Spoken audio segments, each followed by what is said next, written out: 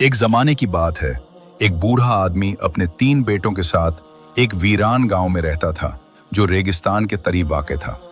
उसके पास 17 ऊंट थे और यही उसकी आमदनी का सबसे बड़ा जरिया थे। वो उन ऊंटों को किराए पर देता था ताकि लोग रेगिस्तान में सफर और सामान की तरसील कर सके। एक दिन वो बूढ़ा आदमी वफात पा गया। उसने अपनी जायदाद अपने बेटों के लिए एक वसीयत में तकसीम कर रखी थी।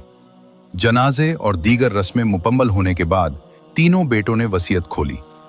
इसमें बाकी जायदाद तो बराबर तकसीम की गई थी, लेकिन ऊंटों की तकसीम कुछ मुख्तलिफ अंदाज में लिखी गई थी। वसीयत के मुताबिक बड़े बेटे को ऊंटों का आधा हिस्सा मिलना था, दरमियाने बेटे को 1/3 और सबसे छोटे बेटे को 1/9 हिस्सा। ये पढ़कर तीनों बेटे हैरान रह गए, क्योंकि 17 ऊंटों को इस तरह तकसीम करना मुमकिन ही नहीं था।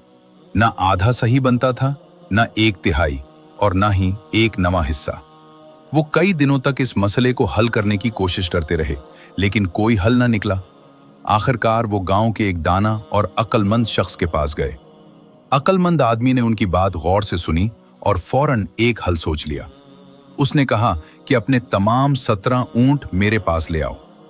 जब तीनों भाई ऊंट ले आए तो इस अक्लमंद शख्स ने अपना एक ऊंट भी उनमें शामिल कर दिया, जिससे ऊंटों की तादाद 18 हो गई।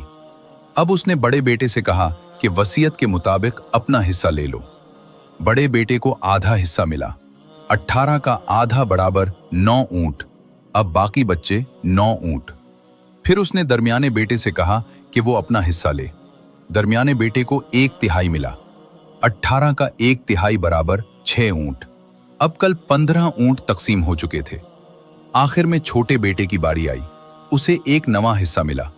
18 का 1/9 बराबर 2 ऊंट। यूं तीनों भाइयों को मिलाकर 9 + 6 + 2 बराबर 17 ऊंट मिल गए। अब एक ऊंट बच गया, जो दरअसल उसी अक्लमंद आदमी का था। उसने वो वापस ले लिया। इस तरह उस दाना शख्स ने अपनी अक्ल और समझदारी से एक मुश्किल मसला निहायत आसानी से हल कर दिया।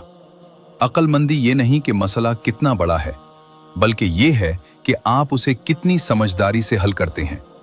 हर मसले का हल मौजूद होता है, बस उसे सही जाविये से देखने की जरूरत होती है।